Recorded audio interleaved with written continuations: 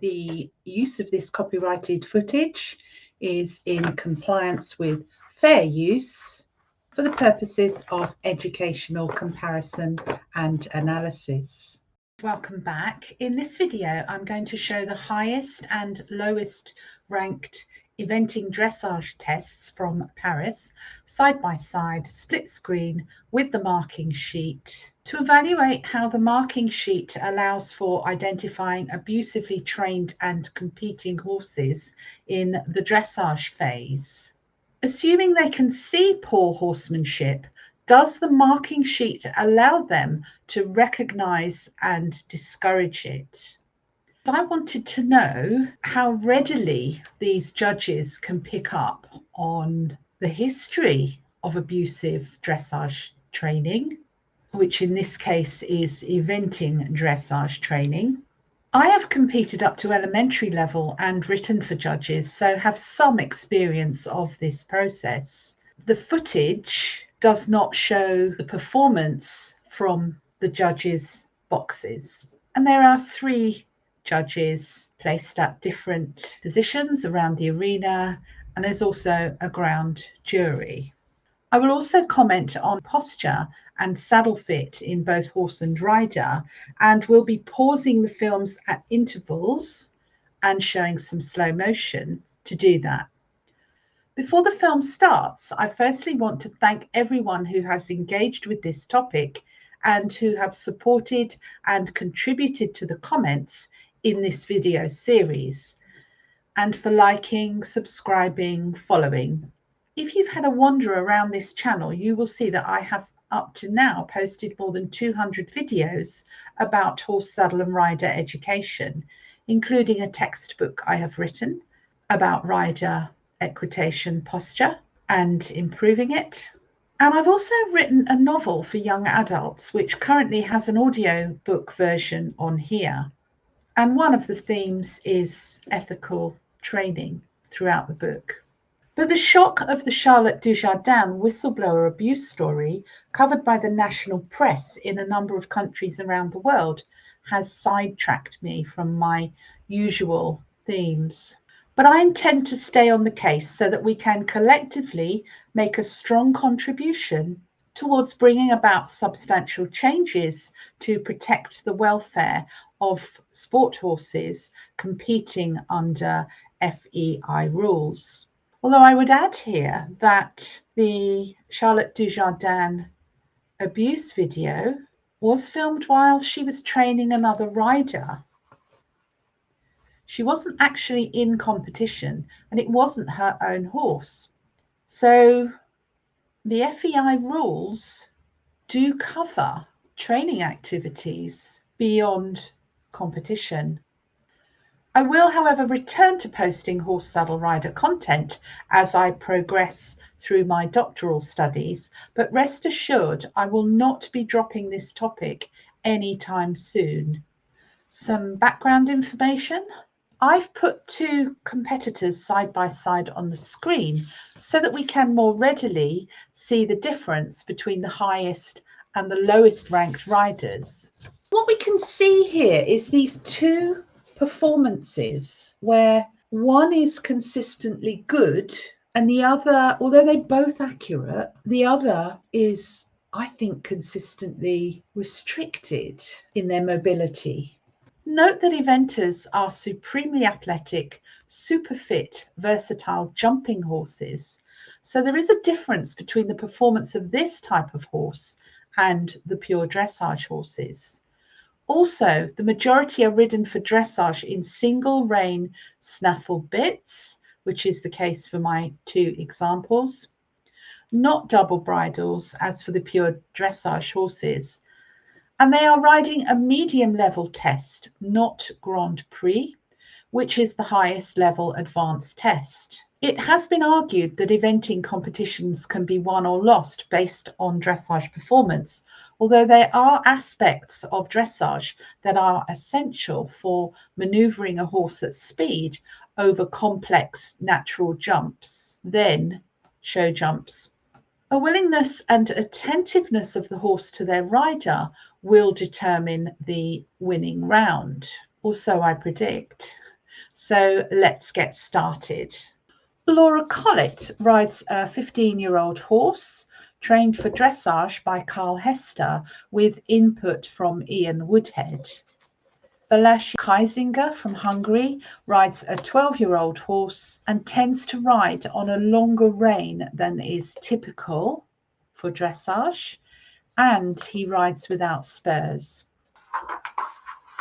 So first 10 marks out of 220 is to enter at collected canter, collected trot, then track right. And the directive marking is that out of 10, they are marked for the quality of the trot and canter, the transition to collected trot, and the balance in the turn. So 4 separate elements to that mark out of 10. And to me, in terms of correct training, but quality is the main aspect here. So it's relatively easy to mark for accuracy, but quality and balance are highly subjective. And I don't have a judge's handbook to refer to. I may take a look at that at a later date. But for now, we're purely looking at what the judge has to mark. So we can see as these riders, the rider of the winning test on the left, Laura Collett, and the rider of the lowest ranked test on the right, Balázs Kaizinger, and they're both just about at the same point in the stride cycle. But we can see that Laura is very straight, but that Balázs is crooked, potentially in an attempt to influence straightness from the horse.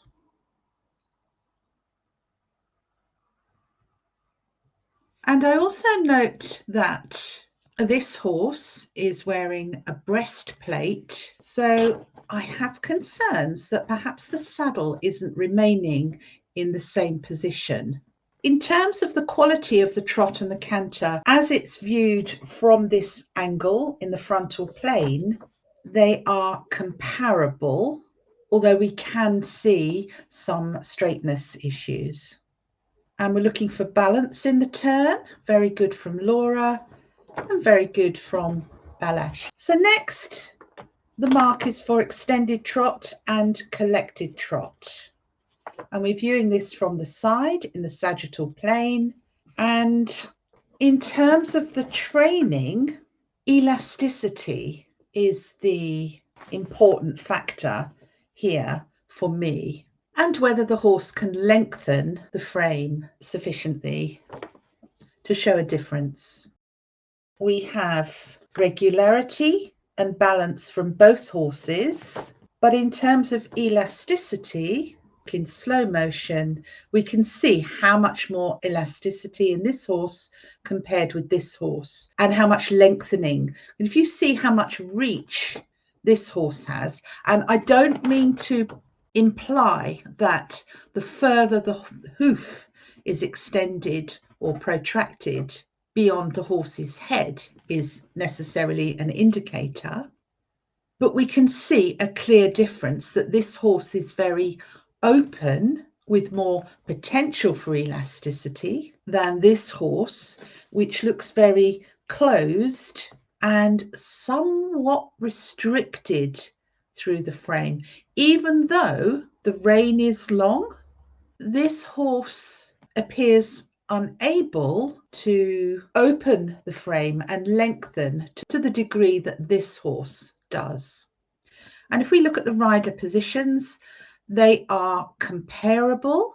And of course, elasticity doesn't just come from the body of the horse. It comes from the stretch recoil mechanism of the fetlock and shoulder joints primarily. And you could say that a lengthened stride and elasticity comes from the ability to open up at the cervicothoracic region, essentially the thoracic sling region. And just note how open and up this horse is compared with this horse. So yes, the judges were justified in marking this horse at the top of their ranking and this at the lowest. Just notice the reach there. And their transitions were also marked for rhythm, engagement of the hind legs into extended trot, and return to collected trot, and the clarity of these transitions. So let's just have another look at that. So having shown extended trot, they're being marked for the quality of their transition to collected trot. So lengthening, shortening at specifically the M and the K marker, looking at what happens at the M marker, a transition to extended trot.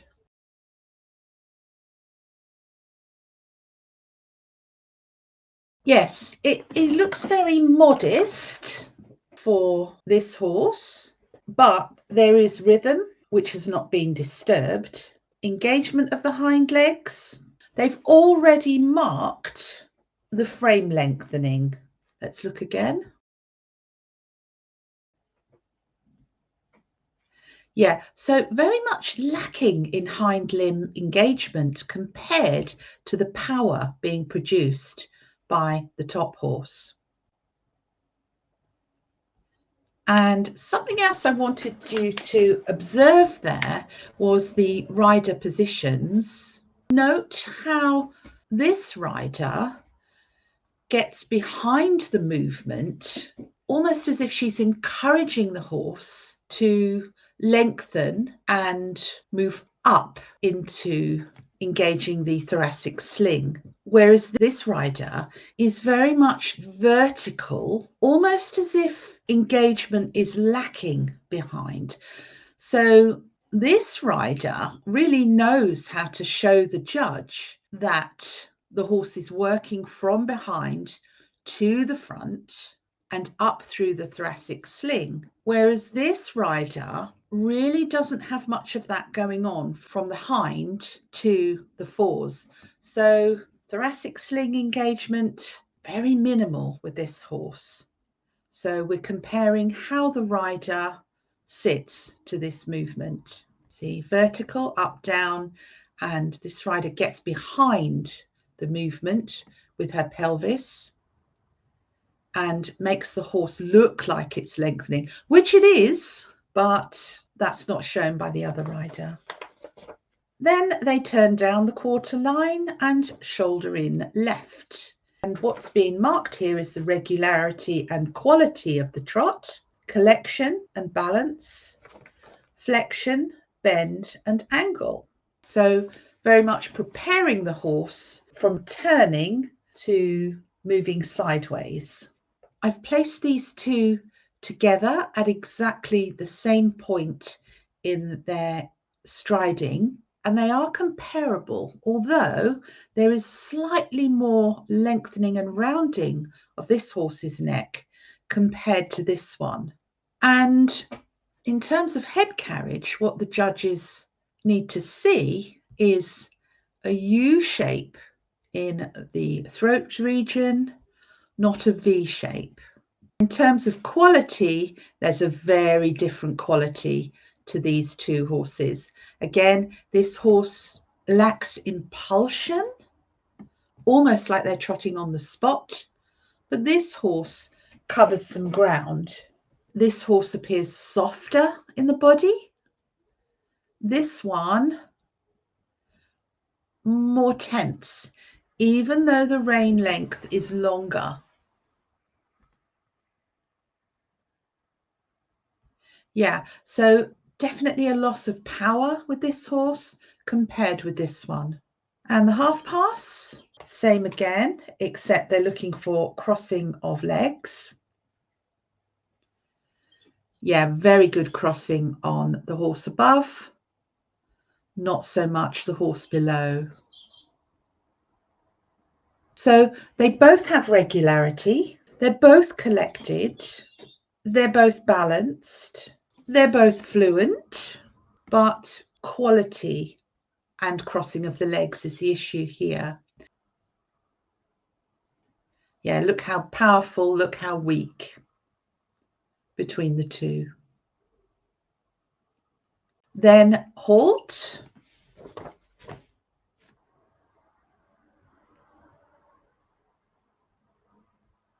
Yeah, they were comparable. They both made the transition. Engagement, how well they prepared to halt, so that we don't just want to see the horse being pulled back on the reins. And their immobility, they both stood still. So let's have a look at that one more time as they transition. Engagement, yes. Engagement, yes.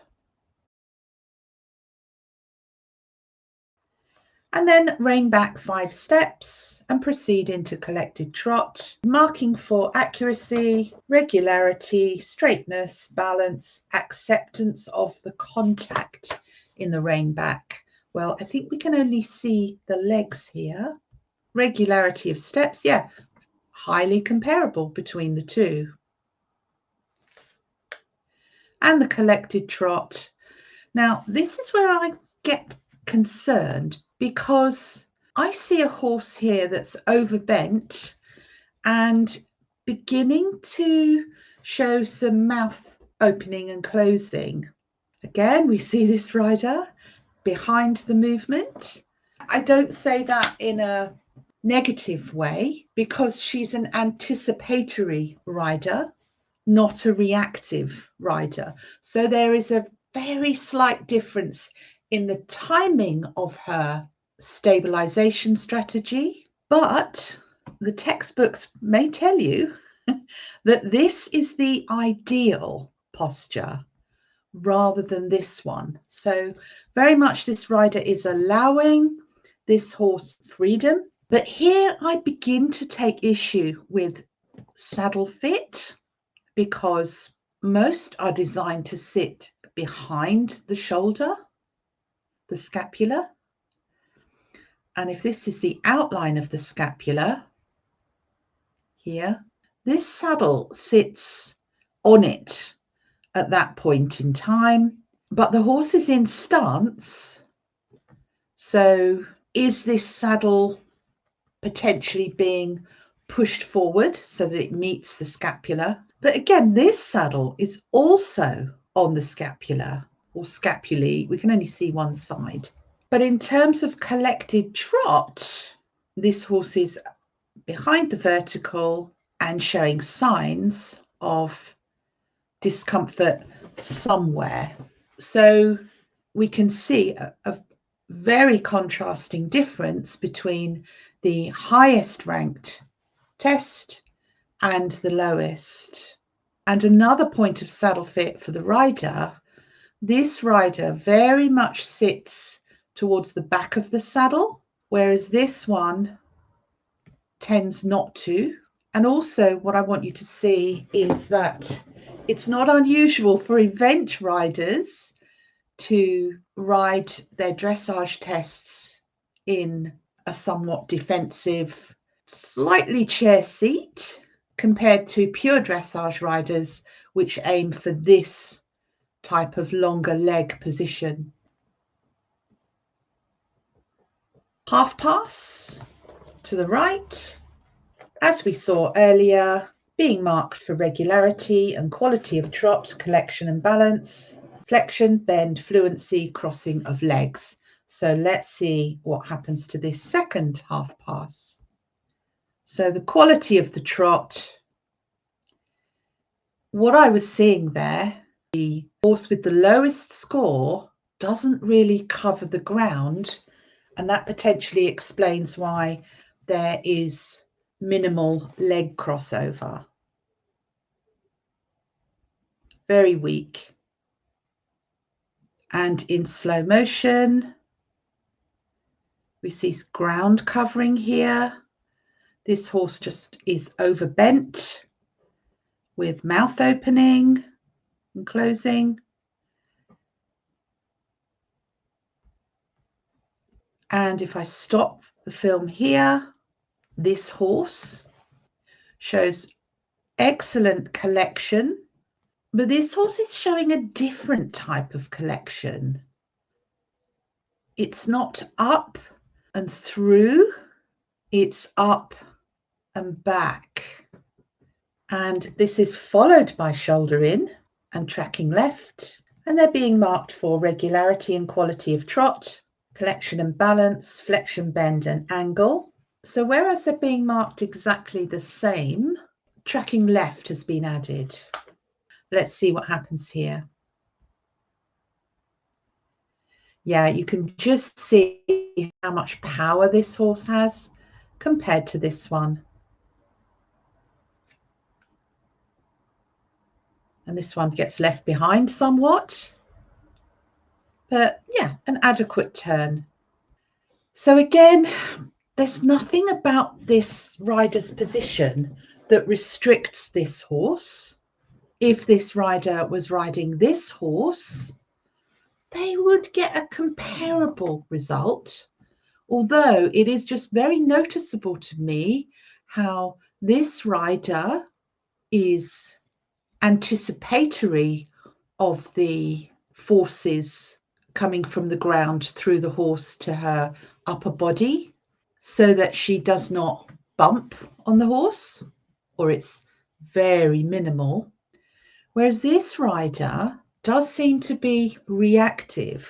So for this rider, I would be looking at a saddle issue, because they're not riding particularly strongly. I get the impression that with this longer rein, there's a somewhat looseness about it. So I would be taking a closer look at this horse without the rider to determine the shortfall in power. But also what I want you to see between these two horses, this is a 15-year-old, this is a 12-year-old. Now, the 12-year-old, there's no reason why they shouldn't be as well developed as this horse, but this horse seems to lack muscle development, although we have to keep in mind that this is a jumping horse, and eventers do tend to be, they are lean like steeplechasers, but this horse is so well muscled that it has more of a stamp of a dressage type.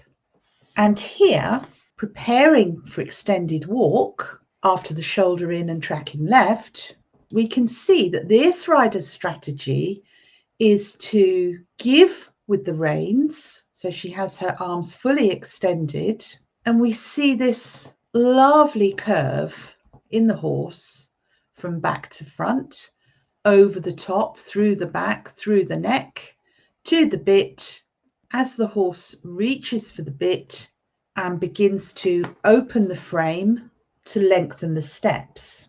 And for this, the judge is marking for regularity, lengthening of steps and outline.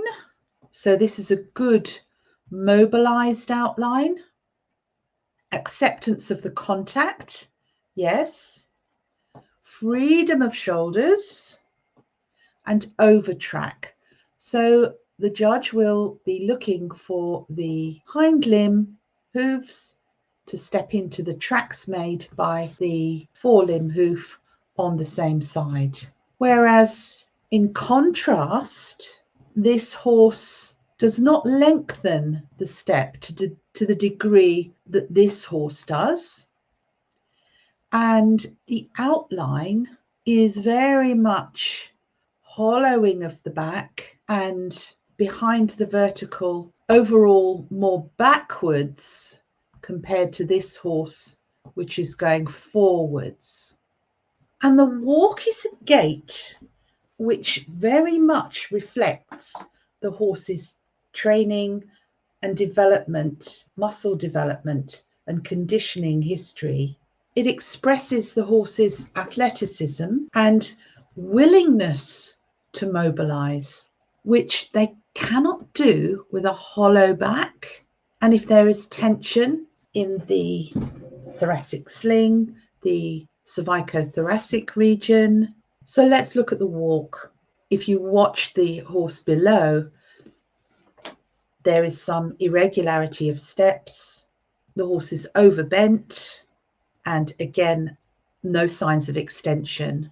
Whereas you can see, this horse really covers the ground.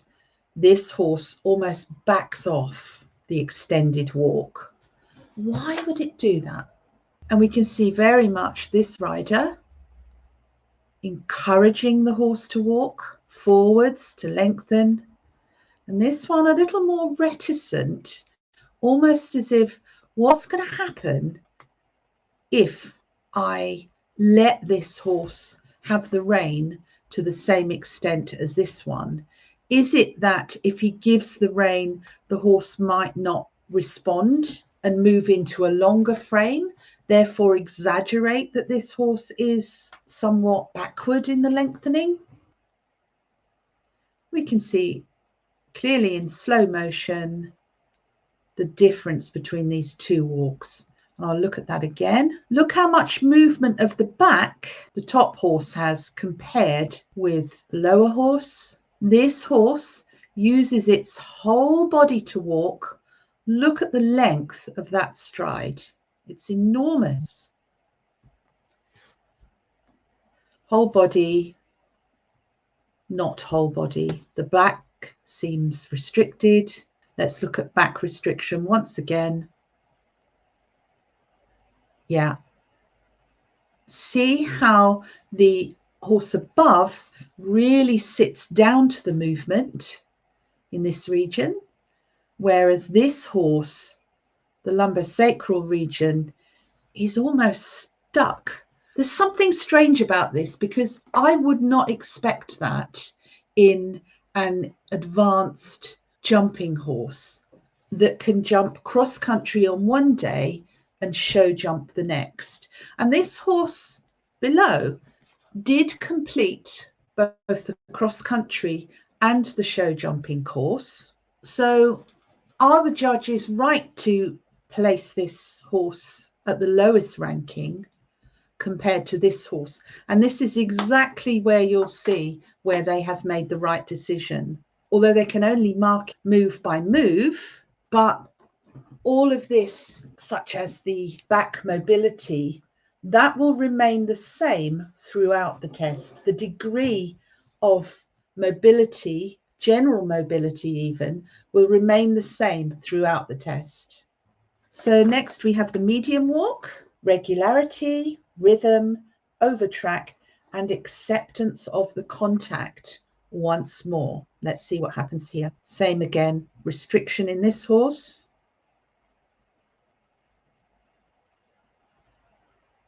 And although there is more collection compared with the extended walk, we see more freedom in the horse above compared with the horse below.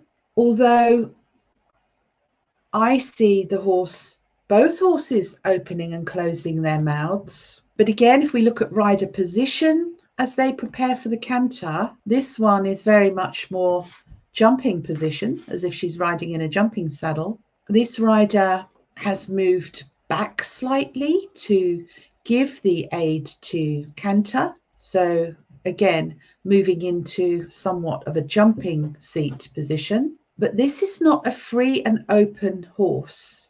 So let's just go back and look at that walk again, the medium walk. Yes, the fluency is here, not here. Mouth opening and closing excessively.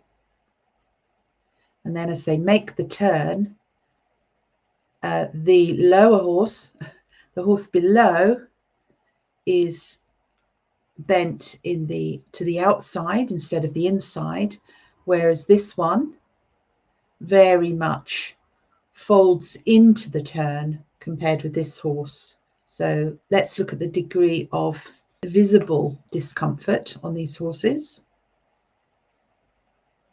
Yeah, this horse is very wooden to turn, and this horse conforming their flexion into the turn.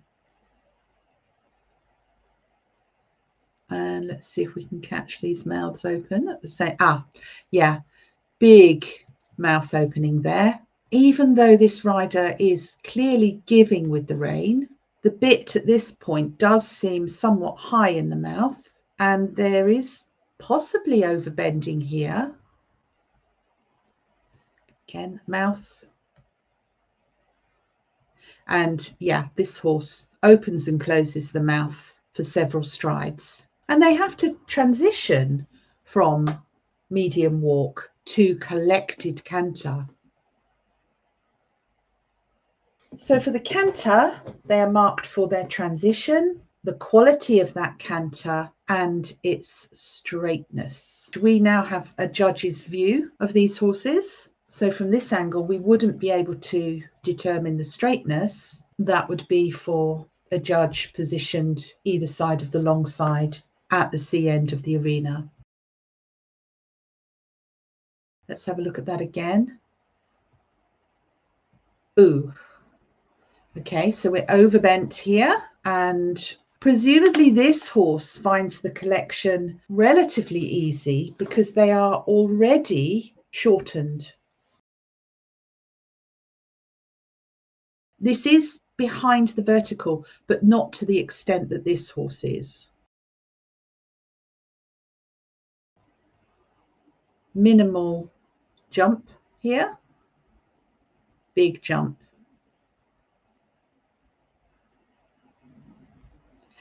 And see how this horse swerves round the corner, whereas this horse very much maintains fluency of the striding and the bend. So at the same point in the stride, this horse is going to jump upwards, show more expression, although they're not being marked for that. So both horses make a comparable transition to collected canter, although this one is much more expressive. They're not being marked for expression, although they are being marked for the quality of the canter. So expression would be a part of that quality. Yeah.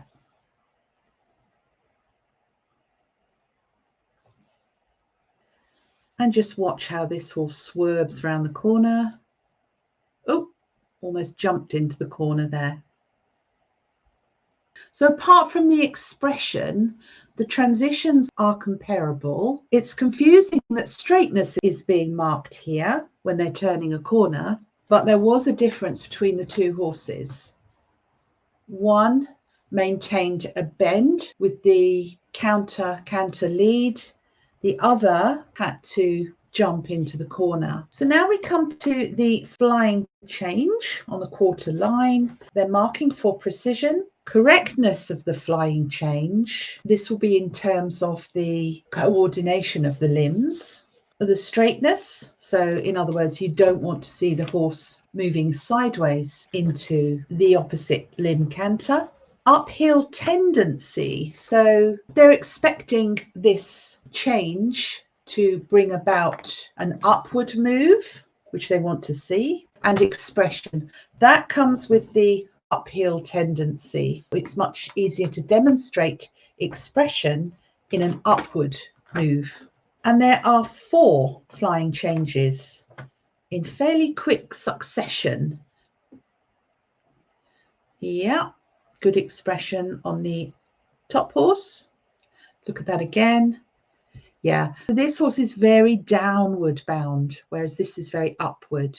Very overbent, very earthbound in this move.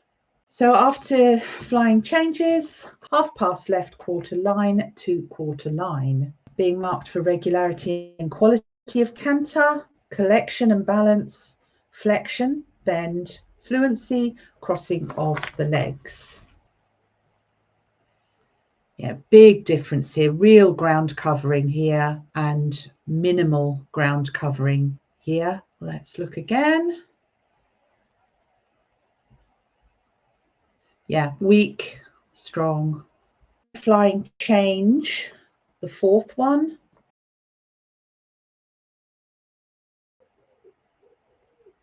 Yeah.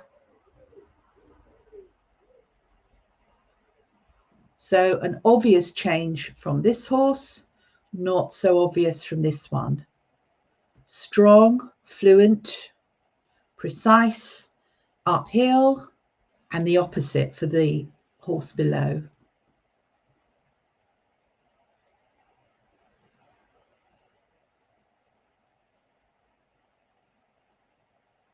Next move, we're almost at the end now.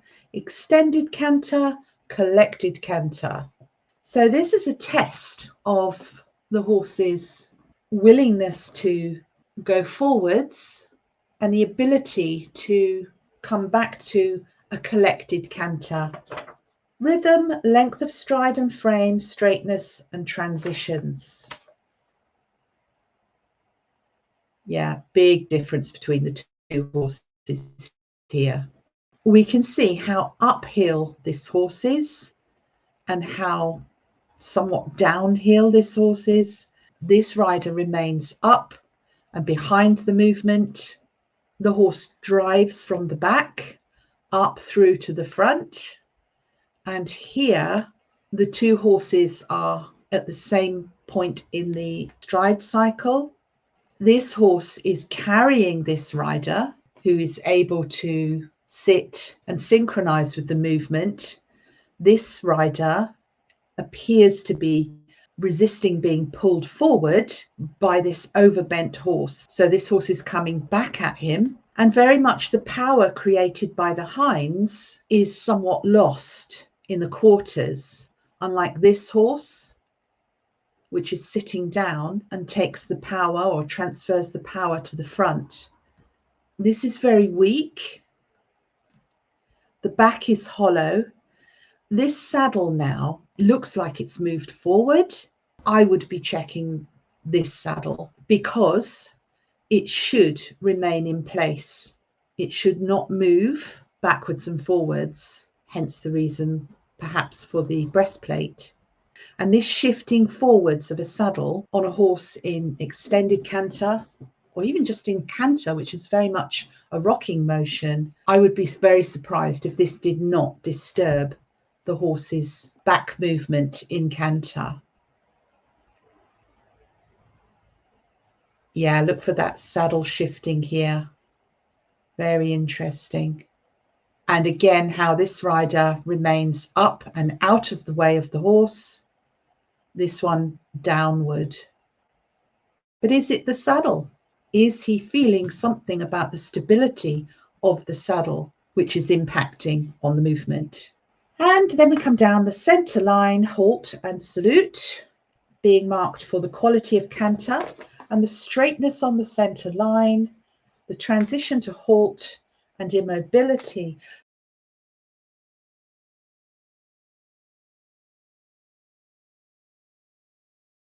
I think they're comparable with each other to finish, although the quality of the canter is different, but they both have a slight wobble. And yeah, what you can see here is this rider is crooked through the seat, very much sitting to their left, whereas this rider finishes entirely in line with the horse's spine, thoracic spine. And for some reason, this rider is feeling compelled to become crooked, perhaps or potentially to get the horse straight to finish. And yes, the horse is somewhat crooked and the rider finishes somewhat crooked or loaded to the left. So the final mark is the collective mark with a coefficient of 2. And this is given for harmony of athlete and horse. To be fair, although the two performances differed, I was confident that there was no abuse going on in this test from either rider. I could see that the lowest ranking horse had problems and issues, but the rider elected to allow the horse a good length of rein, largely unrestrictive and without spurs. So To me, they looked like they were giving the horse the best chance to perform. But this directive for the judge is a confident partnership created by adhering to the scale of training.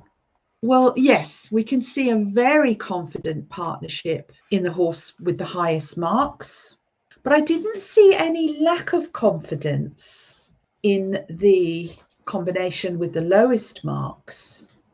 I just saw a horse with a less mobile spine from head to tail, which the rider couldn't do much about, despite being a skilled rider posturally, except for the extended canter when he was being forced downward. But can I determine whether the partnership adheres to the scale of training? So this mark very much is based on the horse's training. And although I acknowledge that there is an accepted scale of training, exactly how can the judges tell that the horse is showing confidence and a willingness to work with the rider, yet there is deep concern about the welfare of competing dressage horses? In this competition at Olympic level, these two horses performed comparably in terms of accuracy and precision. The horse with the lowest marks did not lose marks due to making errors in the test, as I saw it. The combination lost marks for the horse's way of going in the main, and we could clearly see that there were deficits there. The partnership was confident, although I did not consider that it adhered to the FEI scale of training because of those deficits. Although, to be fair, the combination were marked low, but there was only some 8% difference in the marks. There were 28 marks out of 220 difference between these two riders. Laura Collett was second after the cross country with a further 18.30 penalty points, and Balash Kaizinger was 45th with 61.80 penalties. Laura was third after the show jumping phase and Balash 41st. So the scores reflect that a high dressage score predicts a successful performance in the jumping phases. And even though the lowest scoring dressage horse's movement was less than ideal, this combination managed to complete all three phases, which I would not have expected, given the lack of impulsion for dressage. But in the horse's favour, he was willing and precise. So that is potentially the most desirable skills required for jumping.